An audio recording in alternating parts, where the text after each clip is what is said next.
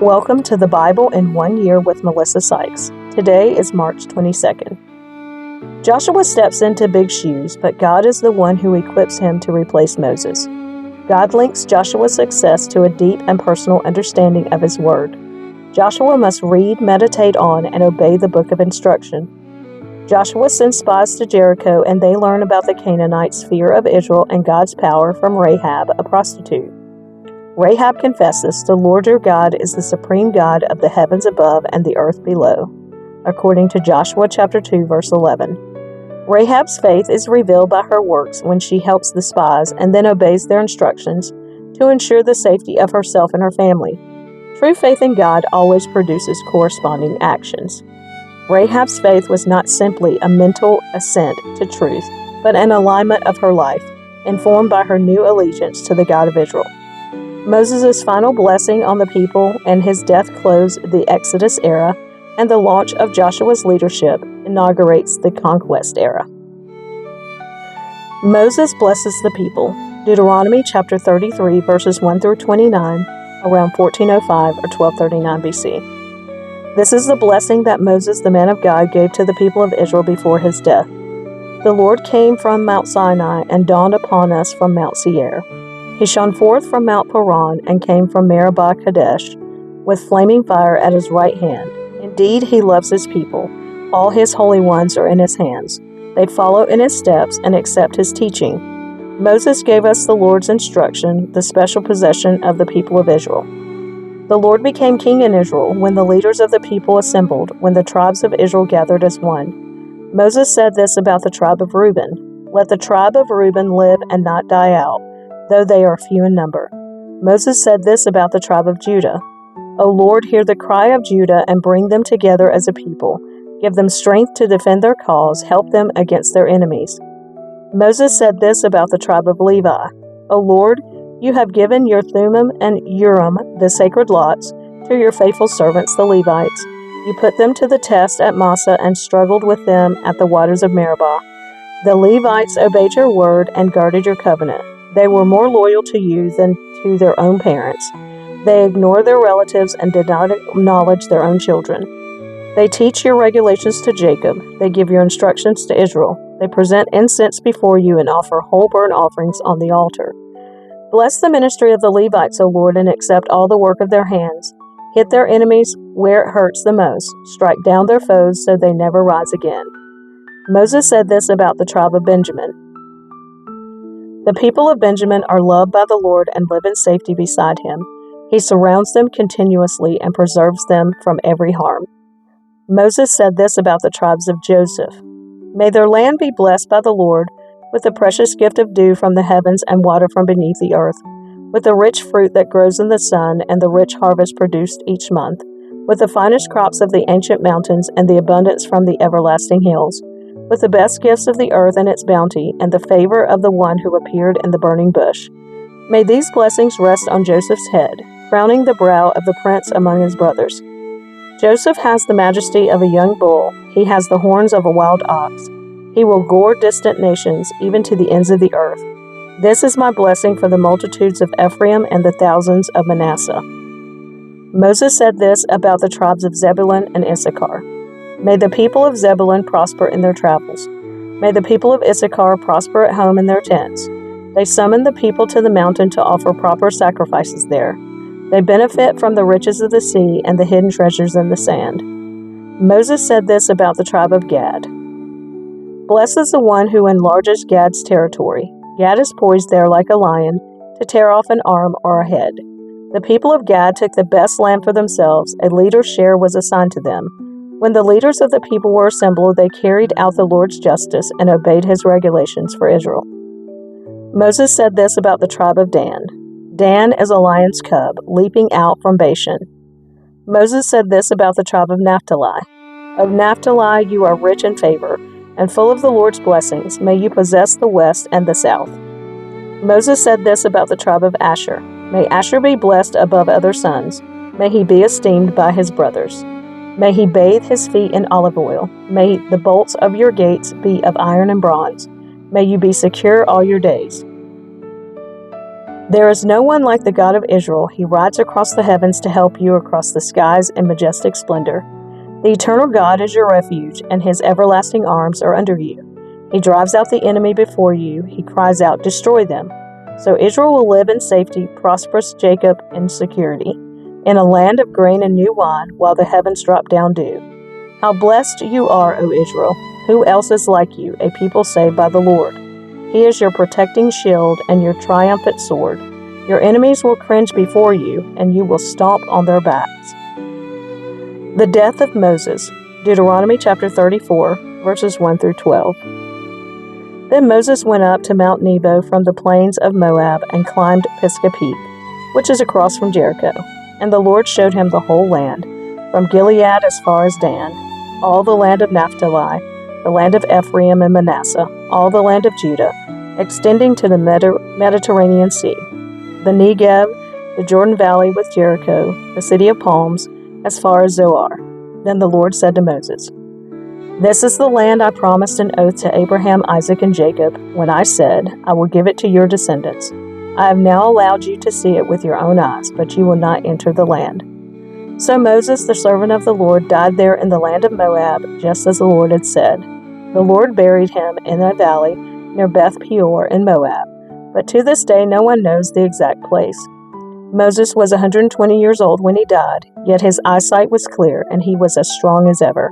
The people of Israel mourned for Moses on the plains of Moab for 30 days, until the customary period of mourning was over. Now Joshua son of Nun was full of the spirit of wisdom, for Moses had laid his hands on him. So the people of Israel obeyed him, doing just as the Lord had commanded Moses. There has never been another prophet in Israel like Moses, whom the Lord knew face to face. The Lord sent him to perform all the miraculous signs and wonders in the land of Egypt against Pharaoh and all his servants and his entire land. With mighty power, Moses performed terrifying acts in the sight of all Israel. The Lord's charge to Joshua. Joshua chapter 1, verses 1 through 9. After the death of Moses, the Lord's servant, the Lord spoke to Joshua son of Nun, Moses' assistant. He said, "Moses, my servant, is dead. Therefore the time has come for you to lead these people, the Israelites, across the Jordan River into the land I am giving them. I promise you what I promised Moses. Wherever you set foot, you will be on land I have given you, from the Negev wilderness in the south to the Lebanon mountains in the north, from the Euphrates River in the east to the Mediterranean Sea in the west, including all the land of the Hittites. No one will be able to stand against you as long as you live, for I will be with you as I was with Moses. I will not fail you or abandon you. Be strong and courageous, for you are the one who will lead these people to possess all the land I swore to their ancestors I would give them. Be strong and very courageous. Be careful to obey all the instructions Moses gave you. Do not deviate from them, turning either to the right or to the left. Then you will be successful in everything you do. Study this book of instruction continually. Meditate on it day and night, so you will be sure to obey everything written in it. Only then will you prosper and succeed in all you do. This is my command. Be strong and courageous. Do not be afraid or discouraged, for the Lord your God is with you wherever you go." Joshua's charge to the Israelites. Joshua chapter 1, verses 10 through 18. Joshua then commanded the officers of Israel, "Go through the camp and tell the people to get their provisions ready. In 3 days you will cross the Jordan River and take possession of the land the Lord your God is giving you." Then Joshua called together the tribes of Reuben, Gad, and the half-tribe of Manasseh. He told them, "Remember what Moses, the servant of the Lord, commanded you. The Lord your God is giving you a place of rest. He is giving you this land. Your wives, children, and livestock may remain here in the land Moses assigned to you on the east side of the Jordan River. But your strong warriors, fully armed, must lead the other tribes across the Jordan to help them conquer their territory.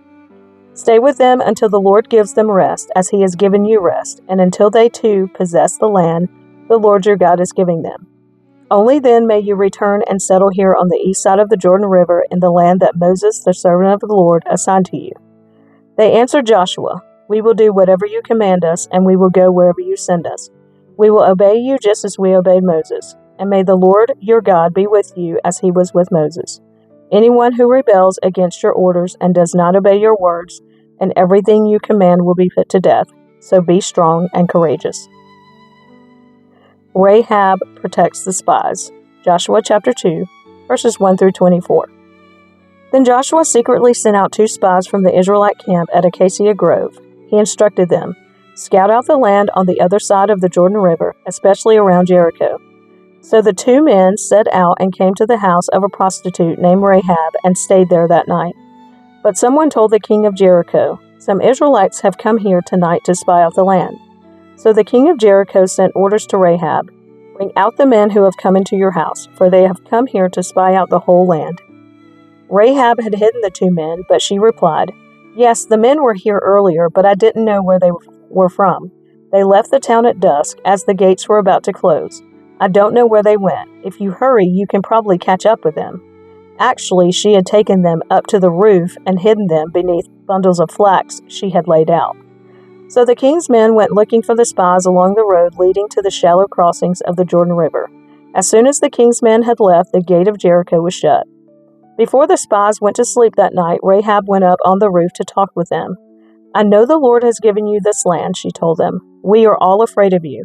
Everyone in the land is living in terror. For we have heard how the Lord made a dry path for you through the Red Sea when you left Egypt. And we know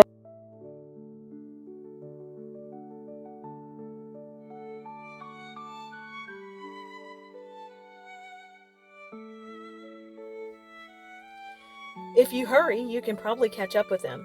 Actually, she had taken them up to the roof and hidden them beneath bundles of flax she had laid out. So the king's men went looking for the spies along the road leading to the shallow crossings of the Jordan River, and as soon as the king's men had left, the gate of Jericho was shut. Before the spies went to sleep that night, Rahab went up on the roof to talk with them. "I know the Lord has given you this land," she told them. "We are all afraid of you. Everyone in the land is living in terror.